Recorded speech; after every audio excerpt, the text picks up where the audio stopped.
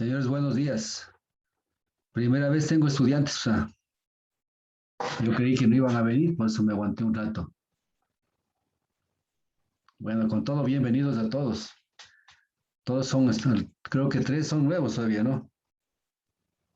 Y dos son los que siempre están en clase. Más estoy anotando todos los días para poner la asistencia. A ver, vamos a ver, aquí está Pablo Zarango.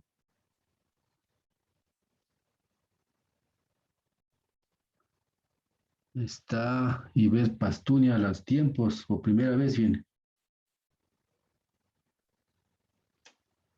Daniel Alviar.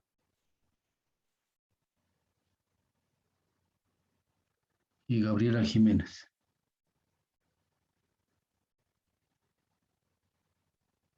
Listo. Entonces hoy día primero, ¿no? Ahí está primero.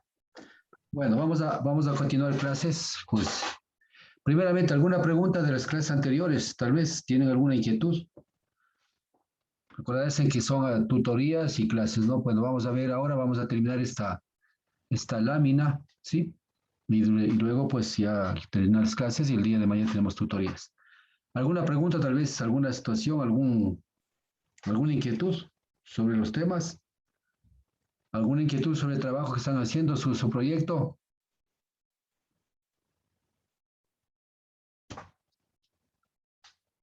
¿Todo bien? Sí, profe, todo bien. Con respecto al proyecto, yo tenía la duda de si al final lo que teníamos que presentar era un mapa de erosión. Así es, un mapa de Ya, erosión. Ya, bueno, ustedes saben cómo se escribe el paper, ¿no es cierto? Sí saben, sí, ¿no? Ya, sí. entonces, exactamente, el trabajo es prácticamente es un paper escrito, ¿ya? Simplemente tienen que hacer la investigación, o sea, hacer el estudio y eso transforman en paper, nada más. Y al final, la obtención final es el mapa en este caso de erosión del suelo, de la cuenca. Ese es el final, ¿sí? Entonces, ahí ustedes sacan sus conclusiones, sacan sus situaciones, entonces va determinando que todo lo que es la metodología, todo lo que es las partes del desarrollo mismo de lo que es un paper. Entonces, al final lo que quiero ver es un paper escrito por ustedes, hecho la investigación y todo lo demás. ¿De acuerdo? ¿Alguna otra pregunta? Bueno, todos saben manejar GIS, entonces no tienen problema, ¿no? Bueno, entonces vamos a continuar clases. Entonces, al día de ayer, pues nos quedamos justamente, estábamos viendo la ecuación de Yalin, ¿no es cierto? Que es una de las ecuaciones que nosotros utilizamos para el cálculo, en este caso, de sedimentos. Esto había explicado el día de ayer ya, pero aquí un poco les vuelvo a repetir debido a que aquí tenemos algunos parámetros que había indicado el día de ayer, ¿sí? En cuanto se refiere a los factores A y B, ¿sí? Esto pues está en relación especialmente lo que es al diagrama de Shields, cuando lo que se refiere a lo que es a ISR. ISR, en este caso, era el esfuerzo cortante, ¿no es cierto? El esfuerzo cortante dimensional de Shields. ¿Sí? Entonces aquí tenemos, y el valor de IM es otro parámetro que calcula, en este caso, Yalin, para obtener lo que se llama en este caso el factor B. Y el factor A por B es el factor, en este caso, sigma, este es sigma. Pero antes de continuar, decía calculando, primero calculamos B para ver si es que existe o no, en este caso, transporte de fondo. En caso de que no cumpla esta condición, simplemente esta ecuación no funciona para calcular el transporte de fondo, ¿no es cierto? Simplemente, sí, a través de esta ecuación. Es lo que habíamos indicado el día de ayer. Si es que cumple esta relación, pues continuamos calculando y al final obtenemos lo que es el transporte de fondo total, ¿sí? Y habíamos dicho, pues en este caso, bueno, esta ecuación igual habíamos indicado, los factores, y la mayor cantidad de ecuaciones que nosotros vemos, pues simplemente trabaja siempre con lo que es el caudal unitario. Y para obtener el caudal total, lo que hacemos es simplemente multiplicar el caudal unitario por el ancho del río. Consecuentemente, obtenemos el caudal total, en este caso, de sedimentos, o sea, o de sólidos que se encuentran en el fondo del cauce, ¿sí? Ya. Entonces debemos entender que en este caso esta cantidad de sedimentos representa entre el 10 al 30% del sedimento total de la cuenca, digamos del río, ¿sí? Esto ya dijimos anteriormente en cuanto a los conceptos que calculamos, ¿sí? Bien. Aquí pues ya también había explicado el día de ayer todas las ecuaciones que nosotros hemos visto tienen sus fundamentos teóricos, ¿no es cierto? O sus hipótesis. En este caso, cada uno se plantea sus diferentes hipótesis para poder explicar, en este caso, sus formulaciones. A veces hay parámetros adimensionales que el autor coloca, en este caso, pues pone la ecuación para poder demostrar y luego, pues, esos parámetros adimensionales lo calcula en función de parámetros o propiedades de los sedimentos. Por ejemplo, factor de IEM, ¿no es cierto?, que veíamos ahí, ¿no es cierto? Y para esto, pues, se plantean sus hipótesis, ¿no? Esas son las hipótesis que ellos plantean, pues, ¿para qué? Para demostrar sus formulaciones para el cálculo de sedimentos de fondo, ¿sí? Entonces, aquí habla, en este caso, dice el material, digamos, no considerado ocurre en la vecindad de un lecho de un plano irregular. Es decir, en este caso, pues, está hablando de que eh, quiere decir que el material que se erosiona, en este caso, ¿no es cierto? O que se toma en cuenta simplemente es el material que se encuentra en el fondo, más no en este caso de las paredes, en este caso, ¿sí? Y aquí habíamos visto conceptos, que se llama el concepto, en este caso, si es que hablamos de material de fondo, es este material, ¿no? El material que se encuentra sobre el lecho del cauce y también el material del cauce, ¿sí? Es decir, este material que está formando parte del cauce. ¿Por qué? Porque muchos de esos materiales fueron ya depositados y fue acorazados y al final pasaron a formar parte del cauce mismo, ¿no? Y también puede haber otros materiales que siguen acumulándose en esta parte de acá, dependiendo del tipo de flujo que se presente digamos, en el río, ¿no? En el río, ¿sí? Entonces, ¿qué quiere decir con esto? Hay un proceso que se puede dar acá en la vecindad, en este caso en las paredes, pero este proceso no es tomado en cuenta en este proceso de lo que es el sedimento de fondo. Entonces, este proceso un poco le llamaría el proceso de lo que es la erosión y este proceso es lo que es el proceso de la socavación. Entonces, aquí un poco ya estamos orientándonos a ver que cuando nosotros trabajamos con material de fondo, estamos viendo específicamente lo que es el material de fondo y la consolidación de este material aquí en el fondo, ¿sí? Entonces, ya nos orienta un poquito para cuando hacemos muestreos, qué tipo de materiales traemos para nuestros ensayos, ¿sí? Bien, también habla la segunda hipótesis que dice el exceder el esfuerzo cortante crítico. Bueno, inicia. Esto simplemente es la teoría de Shields, ¿no es cierto? Entonces, ¿qué quiere decir con esto? Que aquí hay un esfuerzo, ¿no es cierto? El Tao en este caso, que puede, en este caso, dependiendo del esfuerzo cortante que tenga esta, pues pueda vencer a la fuerza que tenga este material y para que pueda ser esto removido o movido. Entonces habla un poco del esfuerzo cortante crítico en este caso. Que se refiere a la teoría de Shields, en este caso es al ISR, ¿no es cierto? Al ISR, que estamos hablando anteriormente en la fórmula de Yalin en este caso, ¿sí? Bien. Dice, el movimiento, dígase, el inicio del movimiento es debido a la fuerza ascendente. O sea, existe una fuerza ascendente en este caso, por lo tanto, la partícula se desplaza por medios saltos. Aquí igual hay el concepto de desplazamiento, ¿no es cierto? Habíamos indicado que hay formas de desplazamiento tanto el material de fondo como el material de suspensión. El material de fondo se desplaza a través de saltación y a través de rodamiento. Y entonces, ¿esto qué quiere decir en este caso? A través de saltos, ¿sí? Entonces, saltos implica que comienza aprendiendo la fuerza, dependiendo de esta fuerza de acá, comienza a mover y eso comienza a saltar, saltar, saltar y comienza a transportarse hasta definir, digamos, en este caso, quedarse en un lugar donde exista menor velocidad y el esfuerzo cortante prácticamente sea menor al esfuerzo de resistencia de la partícula. Exactamente, ¿sí? Entonces, eso implica. Entonces, esto, hablamos en este caso la forma de transportarse los sedimentos de fondo, en este caso, ¿sí? Ya. Y la otra dice, la tasa de transporte es una función de desplazamiento por medio de una partícula que avanza saltando. De igual manera, ¿no? Más o menos se refieren a lo que forma como la partícula pues se mueve de un lugar a otro en el fondo. Pero al final sigue formando parte de este sedimento de fondo, más no forma parte en este caso del sedimento de suspensión. Es lo que quiere decir en este caso, ¿sí? Bueno, entonces la forma de transportarse y digamos, y la hipótesis que toma en este caso Yalin para pues, hacer su fórmula, ¿no es cierto? La quinta dice que, bueno, aquí habla lo que es la relación entre lo que es la fuerza ascendente y el peso de la partícula. O sea, fuerza ascendente puede, en este caso, hacer formar parte de lo que es el material de suspensión, y en este caso el peso de la partícula depende de sus propiedades físicas que va a ascender. Entonces, aquí un poco hablaría ya de una velocidad de sedimentación que existe, y aquí en este caso un empuje que habría hacia arriba, ¿no? Tomando un poco el principio de Arquímedes, ¿no es cierto? ¿Sí? Entonces aquí lo que dice es decrece exponencialmente, relación distancia, tamaño partícula. Claro, decrece porque quiere decir, mientras la partícula, en este caso, si la partícula tiene un peso bastante alto, entonces la distancia de que esta partícula pueda saltar y pueda llegar a otro lugar, pues en función de la distancia, mientras camina hacia acá, va a ser menor, ¿sí? Y va a depositar esa partícula en cualquier lugar. Entonces, esa es otra de las hipótesis que fundamenta Yalin.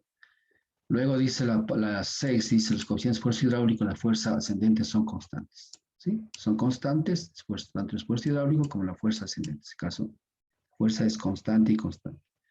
O sea, la mayor cantidad de autores toma esta parte que es muy importante, ¿sí? Constante. Ustedes saben que al ser, en este caso, variable, implica de que debemos trabajar por elementos finitos, ¿cierto? Medios de intervalos, y por cada intervalo tendría que tener sus propiedades y del comportamiento de cada partícula, ¿no es cierto? Entonces, al final asume que todo es constante en el sitio donde está haciendo la investigación. ¿Sí? Entonces, es la parte más fácil un poco para el autor. Entonces, por eso yo cuando hago un estudio en un río, yo estoy asumiendo de que cuando estoy aquí, de que toda esa parte, el comportamiento del río es de esta manera, ¿sí? Pero si varía aquí, desde a partir de esto varía, entonces tomo otro tramo y trabajo en esto. Entonces, todo esto asumo que es constante, ¿sí? Es constante. Entonces, eso es lo que nosotros hacemos, ¿sí? Para facilitar, en este caso, lo que es el movimiento de las partículas. Y por último, el 7 dice, como el efecto del tirante sobre el astre del fondo es nulo, el modelo puede usarse por escurrimientos superficiales. Exactamente. Entonces, hablando en este caso de la velocidad constante, ¿no es cierto? Dice aquí, el efecto del tirante sobre el astre de fondo es nulo. Entonces, en este momento puede usarse para escurrimientos superficiales, en este caso, para escurrimientos de partículas, en este caso, pues que pueden ser escurrir de esta manera, ¿no? En este caso, ¿sí? Bueno, entonces aquí, como quien dice, el efecto tirante o el calado, la altura del agua no influencia, eso quiere decir en este caso, sí, el tirante no influencia en el movimiento, en este caso, de las partículas de fondo, exactamente, ¿sí? Eso es lo que dice. Mientras mayor altura existe el calado, pues, o menor, pues eso no influencia en este caso, para el movimiento de la partícula. Bien, entonces esto un poco lo que hablamos de este caso de la ecuación de Yalin. Entonces, son los conceptos que toman para poder demostrar sus fórmulas, ¿sí? Bien, vamos a ver la siguiente. Vamos a ver, esta ecuación también es tomada en cuenta lo que es la ecuación de Parker y otros autores más, pero Parker es el principal autor de esto. ¿Sí? Igual Parker, pues ustedes pueden darse cuenta de que he ido viendo algunas ecuaciones, en este caso de Peter, ¿no es cierto? Y digamos, y otros autores más, Van Gogh, todas esas cosas, excepto lo que es Peter Müller, toman o sea, toma, digamos, valores, en este caso, o parámetros bajo intervalos de edad. O sea, dice, a ver, este ensayo se lo hizo para caudales tales, para diámetros tales, alturas tales y todo lo demás, ¿sí? Y son fórmulas prácticamente casi directas, ¿sí? En cuanto a los autores que venimos viendo, los otros autores como Van Gogh, por ejemplo, esta función de la potencia, Parker y Alin, siempre, digamos, en este caso, calculan o estiman factores, digamos, poco parámetros adimensionales, ¿no es cierto? Para poder calcular y poder obtener, en este caso, lo que es el sedimento de fondo. Aquí ponemos, por ejemplo, vamos a ver qué es lo que significa W, ¿sí? En este caso, vamos a ver. Dice, es unas pocas ecuaciones reales a partir de mediciones hechas en corrientes naturales, ¿sí? Por ejemplo, Parker. Ustedes ven, los otros pueden es prácticamente hechos en laboratorio, ¿cierto? Si bien es cierto, en el laboratorio lo que se hace es que tratar de simular las condiciones que tiene un río. Y para simular las condiciones que tiene un río, tenemos que trabajar lo que es de modelos hidráulicos. Modelos hidráulicos implica simular a escala el comportamiento de un río, ¿sí? Entonces hay muchas cosas que de pronto, igual como ustedes pueden observando, pues muchas cosas se asumen, ¿no? Se asume y, pues de esta manera nosotros podemos simular en el río y ver qué adicional de lo que las fórmulas que nosotros conocemos, qué otras cosas más podemos ver en la simulación del modelo. Que es la simulación, simplemente es inyectar el caudal o la pendiente o todos los comportamientos morfológicos y hidráulicos y climatológicos en ese cauce natural a una escala dada. Entonces ahí hablamos de escalas de caudales, hablamos de escalas de tiempo, escalas de rugosidades, escalas de longitud, escalas de altitud, entonces toda esa situación, ¿sí? Entonces prácticamente hacemos como una maqueta, ¿no? Una maqueta, pero la maqueta sería simplemente la escala de longitud, ¿no es cierto? Sería yo que sé, la presa tiene 10 metros, en maqueta puede ser yo que sé, 20 centímetros, escala 101, lo que sea, ¿no? Pero acá, en cambio, tenemos que trabajar en lo que son escalas de rugosidad, es decir, simular la rugosidad del cauce en un material que nosotros coloquemos en el laboratorio. Entonces, ahí trabajamos lo que es de modelos hidráulicos, ¿no es cierto? Trabajamos. Entonces, lo que muchos autores que hemos visto acá, ¿por qué les digo eso? Porque trabajan en lo que son modelos hidráulicos en laboratorio. Y para eso, pues, toman diferentes tipos de materiales y seleccionan diámetros de esos materiales para simular. Ahora acá este señor dice que las experiencias que ha hecho es digamos, a partir de versiones hechas en corrientes naturales del lecho de grava, ¿sí? Naturales del lecho de grava. Específicamente también es lo mismo que nosotros hiciéramos un ensayo, pues, en el río Pachimbi, al ladito, ¿no es cierto? Y veríamos qué tipo de material tiene y nuestro ensayo es exactamente para ese tipo de ríos. En este caso hablamos de grava. Bueno, entonces es un poco para indicarles cómo hacen los ensayos de estos, en este caso los autores, ¿no? Pues bien. Bueno, de paso hay que indicar que estos ensayos también son caros, ¿no? Son caros y por lo general, pues, más se hace para lo que es presas, ¿sí? Presas, o sea, reservorios. Por ejemplo, todas las presas, por ejemplo, hablamos Coca-Cola, Sinclair, Mazar, todas esas cosas, son, pues, no solamente trabajar con las fórmulas que vemos, ¿no? Sino adicional a esto, pues, modelos físicos y en los modelos físicos ver el comportamiento hidráulico, cómo funciona y luego a partir de eso vamos corrigiendo ciertas cosas para que la presa funcione correctamente. Entonces, eso ya es una condición prácticamente cuando nosotros construimos una presa, ¿sí? O sea, no nos confiamos mucho de los cálculos hidráulicos, por si acaso, ¿sí? Eso cualquiera, poquito que ustedes queden claros en esa cosa. Algún rato se tiene un laboratorio, pues ahí se puede hacer algunas cosas de esas. Bueno, entonces aquí, por ejemplo, está en función digamos, de la densidad del sólido, en este caso de la partícula, este coeficiente que es W, W asterisco, la gravedad, en este caso, diámetro, la pendiente, aquí la densidad equivalente, ¿no es cierto? Y todo eso lo vamos a 5. Entonces dice donde W es parámetro igual. Este W, miren ustedes, está en parámetro en función de este, ¿sí? Todo eso. Y en función, en este caso, phi 50 y phi 50, ¿sí? Entonces, esos son, en este caso, pues igual,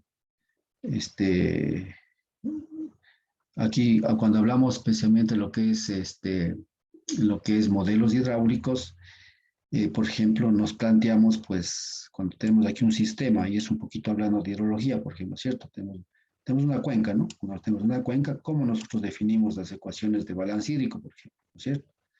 Entonces, si yo quiero ser más simple, pues simplemente yo veré que aquí la precipitación, en este caso que está cayendo la precipitación, hay una infiltración, hay un escurrimiento, ¿no es cierto? ¿Sí? Tal vez esto sería lo que para mí modelo hidráulico sería esta y una evapotranspiración que sería total correspondiente a todo lo que se. Para mí ese es el modelo del comportamiento del sistema. ¿Sí? Entonces aquí voy poniendo en este caso lo que son los parámetros y toda esa cosa. Y al final sumo resto y al final esta es mi ecuación. ¿Sí? Pero si yo quiero hacer un poquito más sucinto, más que la cuenca funcione realmente del comportamiento real de la cuenca, ¿qué hago yo? Entonces, no, para mí también hay un proceso aquí internamente, un proceso de infiltración, percolación, un proceso en este caso, de alimentación de aguas subterráneas, procesos de que hacer, por ejemplo, aquí un proceso, yo que sé, de abstracciones, un proceso depende del tipo de suelo, o sea, ya me meto cantidad de parámetros que puede hacer. Entonces lo que hago es en este caso una cantidad de parámetros que yo pueda relacionar directamente lo que es el comportamiento, en este caso hidrológico de la cuenca. Entonces, mientras más parámetros tengo, de pronto este modelo va a ser más confiable, pero tengo que saber relacionar cada uno de los parámetros a qué, al comportamiento mismo del sistema. En este caso ya hablamos de sistema, ¿no? Sí, del sistema hidrológico, en este caso acá. Es así, por ejemplo, que ustedes van a saber que el modelo Stanford tiene alrededor de 30 variables dentro de una cuenca. Imagínense ustedes, se trabaja. Y este modelo Stanford, pues, ayuda muchísimo a lo que es cálculo de balance hídrico, no solo superficial, sino también subterráneo, ¿sí? Y lo mismo es acá. Entonces, por eso les hago una semejanza. Es decir, ver el comportamiento de los sedimentos en el fondo, en este caso que trabajan, entonces tratan de tener la mayor cantidad de propiedades del sedimento y en función de qué, en función de algunos parámetros que se imponen y esto se calcula en función de otros parámetros que también se imponen, hasta obtener realmente los valores que nosotros queremos calcular acá en la fórmula que está acá, ¿no es cierto? Bien. Entonces aquí tenemos, por ejemplo, aquí es igual W', ¿no es cierto? Y hemos visto acá, aquí está indicando parámetro que está en función de todo esto, ¿no es cierto? Vamos a ver aquí. Entonces W es igual, está en función. Aquí vamos. ¿Qué es este phi 50, no? Este phi 50 que tenemos acá, la mayor parte, y este también tau, este punto 50. ¿Qué son estos? Dice acá. Bueno, el D50 sub también tenemos, ¿cierto? El D50 sub, que es este de aquí, que es la mediana de la distribución del tamaño de las partículas de superficie del lecho. Entonces aquí ya toma, como dijimos ayer, pues la mediana, con las medidas en este caso de tendencia central, toma en este caso la mediana, ¿de cuál? De la distribución de las partículas. Y las partículas que se encuentran en el lecho, pues, ¿cuál es la mediana de esta? ¿Cuál es la que más, que se repite dentro, en este caso, de la serie, digamos, de todos los diámetros de las partículas del sedimento interfondo, ¿sí? Ya. Acá, en este caso, valor de phi 50, en este caso, esfuerzo hidráulico normalizado para el tamaño de partículas de sub, ¿sí? Entonces ya nos da un valor, en este caso, de phi 50 relacionado al de sub, ¿sí? De sub, que es la mediana, simplemente. Y el tau 50, en este caso, que estamos hablando de este valor de aquí, este valor de acá, esfuerzo hidráulico adimensional para de sub, ¿sí? Entonces, igual son parámetros que se impone el autor para tratar de solucionar la situación, ¿sí? Por supuesto, esto está calculado y esto, pues, al final, esta fórmula llega a determinar específicamente lo que se midió en el cauce del río. Y al final, pues, dice, en este caso, con todos los parámetros calculados, el caudal, en este caso, sólido, total, ¿no es cierto?, va a ser igual al unitario multiplicado por en este caso, por el ancho del cauce del río, ¿sí? Entonces, eso es lo que en este caso, esta ecuación también se utiliza. ¿Por qué? Porque esta ecuación prácticamente es más para lo que es gravas, ¿sí? Para lo que es gravas, y está obtenida pues en cauces, realizados los ensayos en cauces naturales, en este caso, que tienen gravas, ¿sí? Entonces, por ejemplo, si yo estoy trabajando en un cauce que tiene bastante grava, entonces yo trabajaría con esta ecuación para calcular lo que es el sedimento de fondo, ¿sí? Entonces es lo que estamos en este momento observando. Muy bien, continuamos. Ahora, esto para esta ecuación igual tiene sus fundamentos o sus asunciones que nosotros llamamos para determinar esta ecuación, Parker. ¿Cuáles son las asunciones o los fundamentos? Dice acá, todas las partículas de un cauce, finas y gruesas, de manera aproximada, son igualmente móviles al inicio del desplazamiento y durante el proceso de transporte para un mismo valor de esfuerzo cortante.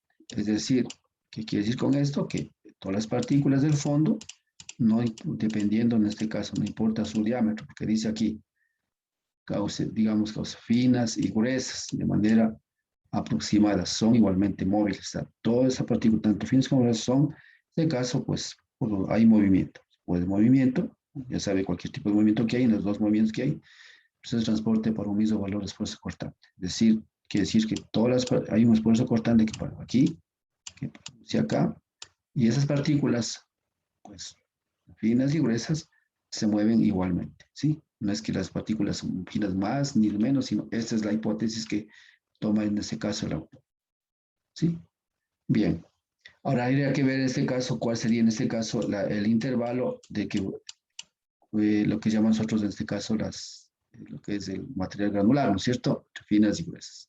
Hay un intervalo pues entre un valor tal y un valor tal para que considerar este caso de acá, ¿ya? Bien, la segunda hipótesis que dice, sí, le escucho. Cuando en esta suposición dice para un mismo valor de esfuerzo cortante, ¿desde qué valor empezaríamos a tomar un esfuerzo cortante? Por ejemplo, usted menciona que hay un intervalo, digamos, de partículas finas y gruesas, ¿no? ¿Existe Ya. también un intervalo de esfuerzo cortante? ¿O simplemente es para cualquier valor? Porque Para cualquier suena, valor, para suena cualquier como valor que de esfuerzo cortante. Exactamente, para cualquier valor de esfuerzo cortante, entonces dice que el movimiento de las partículas, tanto finas como gruesas, de esto. Acuérdense ustedes, las partículas finas comenzaba desde cuándo, digamos las gruesas, comenzaba desde 0.064, ¿sí? Es una condición exactamente ya, exactamente para lo que es partículas, de lo que es para lo que es tamizado, ¿sí? Entonces desde ahí sería un poco lo que sería en este caso las partículas finas a gruesas. A partir de esto ya son, ¿qué son? A partir de esto ya son limos y arcilla, ¿no es cierto? ¿Sí? Entonces, más bien sería el intervalo de esto. Y el esfuerzo cortante asume. Por supuesto que, o sea, no va a ser lo mismo y la realidad de las cosas son así. O sea, no es lo mismo el esfuerzo cortante para mover una partícula de 0.64, una partícula de 0.5, por ejemplo. Es diferente, ¿no? Pero ¿para qué? Para que su fórmula funcione, toma esta hipótesis. ¿De acuerdo? ¿Sí? Entonces, bajo esa hipótesis trabaja esa fórmula. Pues por eso tenemos que entender que de repente, si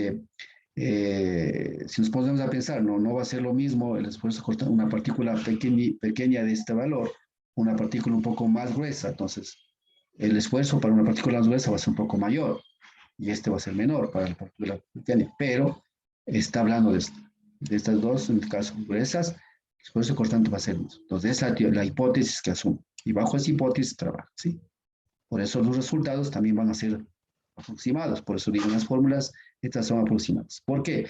Porque si el autor comenzaría a decir, bueno, para partículas, como dice acá, por ejemplo, Peter, ¿qué dice? Está dado para caudales de entre 0.002 hasta 2 metros cúbicos por segundo. Así dice Peter. ¿Sí? Entonces, por eso decía yo, pero en cambio lo que Peter y Müller, en cambio, nos ayuda a que solamente para ríos, en este caso, cauces bastante de colores bajos, ¿no es cierto? Porque el Peter no dice solo hasta 2 metros cúbicos por segundo, dice en caudal. Y realmente nosotros lo que más tenemos en este caso, ¿qué pasa? Cuando hay crecientes tenemos mayores a 2 metros cúbicos. O sea, eso tenemos mayores. ¿Sí? Entonces, consecuentemente, esta fórmula de Peter, yo no utilizaría para crecientes de ríos, sino solamente cuando el río está en aguas bajas, solamente trabajaría Peter para las aguas bajas, ¿sí? Entonces, esa es una limitante, por ejemplo, en este caso, para el caso de Peter. En el caso de estos señores, en cambio, no hay limitantes para lo que son caudales. Si ustedes pueden ver en los vistos de acá, no hay limitantes para caudales. Para Peter es muy utilizada esa fórmula, pero para especialmente aguas bajas. Entonces ahí vamos pensando un poquito por qué utilizo esta y por qué no utilizo la otra, ¿ya? Así de sencillo. ¿Sí? Bien, entonces esto también. Ahora, claro, aquí, por ejemplo, si yo pongo a aplicar esta ecuación de Parker y si yo tengo esta hipótesis, casi estaría coincidiendo con esto, porque cuando hay aguas bajas, prácticamente los esfuerzos son bajos y prácticamente sería casi constante tanto para finas como gruesas, ¿no es cierto? Podría ser esto, ¿sí? Tomando en cuenta estas hipótesis que tenemos de otros autores. ¿De acuerdo? Entonces, para eso, pues tengo que ver las condiciones para aplicar. Y por lo general, para ver en este caso el proceso de saltación y rodamiento, pues este esfuerzo constante tiene que actuar. Y en la ecuación anteriormente de Yalin decía que, en este caso decía que es constante también, ¿no es cierto? El movimiento de las partículas es constante por saltación y por rodamiento. ¿Sí? Decía la hipótesis. Pues casi todas coinciden de esa manera, ¿no? Sino que hay que ver los parámetros. Aquí tenés que acordar esta ecuación cuando se aplique y cuando se aplica. Bien. Aquí dice, bueno, en cuanto a los ascensos y descensos de la corriente, ¿no es cierto? Aquí hablamos de la distribución del tamaño de la partícula es constante durante los ascensos y el gasto de la corriente. ¿Sí? Entonces, igual, o sea, es como que se mueve en este caso, cantidad de tamaño, cantidad de partículas se van a mover igualitas todos. O sea, 10 partículas, van, se mueven, caen, van, se mueven, caen. O sea, eso quiere decir. El tamaño de distribución de partículas se consta durante el ascenso, si haciendo la corriente. O sea, cuando hay mayor caudal y hay menor caudal, ascenso y descenso, ascenso y descenso. O sea, salta, sube, salta, salta, baja, ya. Es lo que dice. Entonces, eso tenemos en cuenta. Para un grado, digamos, rango amplio de gastos está presente un pavimento formado con materiales granulares gruesos. Aquí hablo un poco ya de este caso de gastos, ya que hablaba acá, gastos grandes, para un rango amplio de gastos o de caudales, en este caso, ¿no es cierto? Está presente un pavimento formado con materiales granulares gruesos. ¿Qué quiere decir pavimento? Quiere decir que el lecho del cauce está prácticamente consolidado y aquí está el ripio en este caso material gravoso, ¿no? ¿Sí? Esto quiere decir, entonces, que sobre este lecho es lo que comienzan a mover estas partículas de acá del material hasta consolidarse en alguna parte. Es lo que está diciendo. Que quiere decir que en este caso no hay un proceso de socavación, en este caso del cauce, sino son las partículas que se están moviendo o los materiales gruesos en este caso. ¿Sí? Es lo que está diciendo acá. Bien. Entonces, esto es otra cosa, ¿no es cierto? Entonces, tenemos que ver esta cosa. Entonces, por eso, por ejemplo, a veces, en caso, por ejemplo, Tontubel, en el río Pilatón, me parece que al tomar muestras, lo único que se pudo obtener, por ejemplo, son estos materiales de aquí, ¿sí? Y cuando se quiere excavar aquí para obtener este material, prácticamente es casi material rocoso, entonces cosa es imposible obtener. Entonces solamente se obtiene este material ¿para qué? Para saber, en este caso, calcular lo que es la socavación, ¿sí? En este caso, ¿sí? Entonces, cuando yo tomo muestras, también tengo que saber exactamente cómo está el comportamiento de este lecho del cauce, ¿sí? Pues eso, bueno, eso es en campo, ¿no? En campo nosotros cuando tomamos muestras, por ejemplo, yo acá en el río, en el Loreto, hice un estudio para un puente, no me acuerdo del río, en Loreto, ¿sí? En la época de Correa hice un estudio, y ahí pues prácticamente era un río que tenía un cauce en cambio inestable, esta parte de acá, pues había arena y todo lo demás, y me acuerdo que era una altura más o menos de unos 3 metros de profundidad, de haber sido, sí, 3 metros. Bueno, y ahí contraté un muchacho que era de ahí de la selva, y él se metía ahí con la pala y excavaba y me sacaba el material de acá, ¿sí? Este material y este de acá, para llevarme al laboratorio y hacer los ensayos respectivos y sacar nuestra curva y sacar todos los diámetros que nosotros queremos, ¿sí? Pero esto es específicamente para lo que era puentes. ¿Bien? Bien.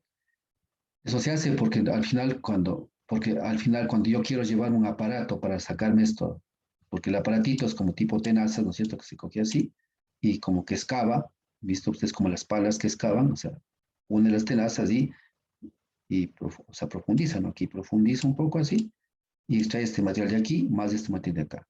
Entonces, todo esto se lleva al laboratorio. En cambio, cuando no se tiene esa opción, son ríos que están adentro, entonces lo que se hace es tratar de buscar este material acá y llevarse al laboratorio.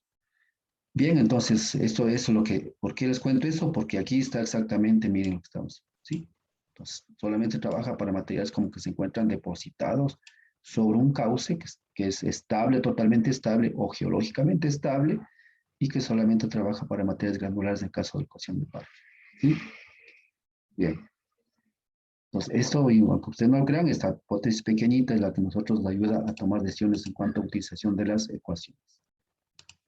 Si bien es cierto, aquí vamos a tener un ejercicio hecho con estas fórmulas, con todas, y para ver cómo van a variar y cuáles serían las relativas, pero está tomado para un ejercicio normal de un río, no un río. Ya. Continuamos. La cuarta hipótesis que dice, la escala del arrastre de fondo es función de la mediana del tamaño de las partículas de flujo derecho. Ustedes conocen qué es la mediana, ¿no es cierto? La media, la mediana y la moda. ¿Cómo se saca la mediana? Y nosotros sabemos en este caso, trabajemos de esto, la media tendencia central. ¿Sí? Entonces hablamos de esto. La quinta hipótesis, que el esfuerzo crítico de Shields, ¿sí? 0.06, no representa un buen parámetro de la condición de umbral para el colapso del lecho de grava pavimento. ¿Qué quiere decir con esto, señores? Acuérdense ustedes del gráfico de Shields, decía esta cosa de aquí, tenía esto más o menos así, tenía así y continuaba acá, ¿sí? Así es más o menos, ¿sí? Por supuesto, aquí estaba el tau y aquí estaba el R. Reynolds, ¿se acuerdan ustedes? Sí, estaba así, ¿no? Entonces, nosotros dijimos inicialmente, en un ejercicio que hicimos, ¿no es cierto? Esto era prácticamente recto. Y aquí iba recto, ¿no? Venía aquí y iba recto acá.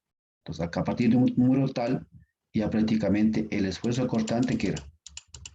Y calculamos, ¿se acuerdan ustedes? Calculamos prácticamente en punto 0,56. Y aquí realmente 0,56 sería a punto 0,6 prácticamente, ¿no es cierto? Punto 0,6. Ya. ¿Qué decíamos a punto 0,6? ¿Se acuerdan ustedes?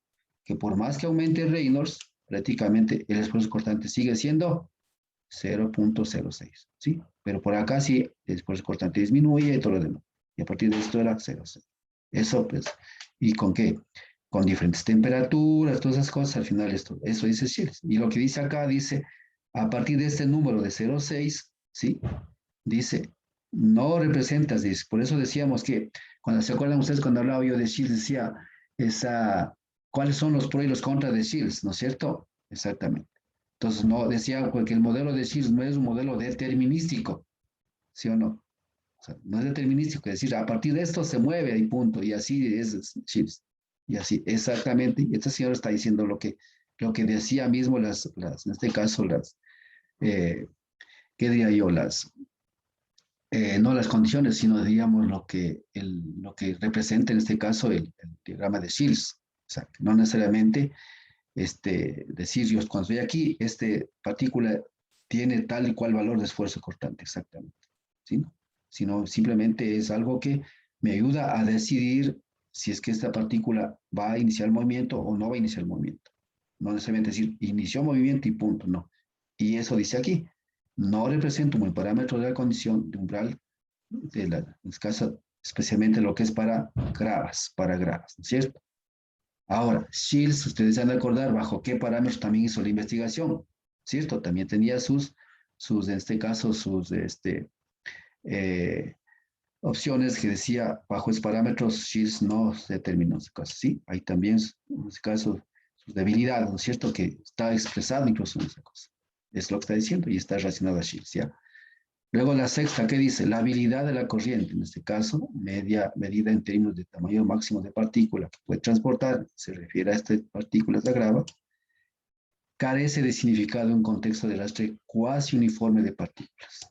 ¿Sí? Entonces, como quien dice, pues la cantidad, en este caso, de agua o de caudal que circula, en este caso, ¿no es cierto? Medida en términos de tamaño máximo de partículas que puede transportar, carece en este caso, decir yo que sé, para tal valor de caudal, ¿no es cierto? Va a ser transportado, dependiendo de las condiciones morfológicas, condiciones dependientes, va a ser transportado tal o cual cantidad de sedimentos directamente. O sea, esto no es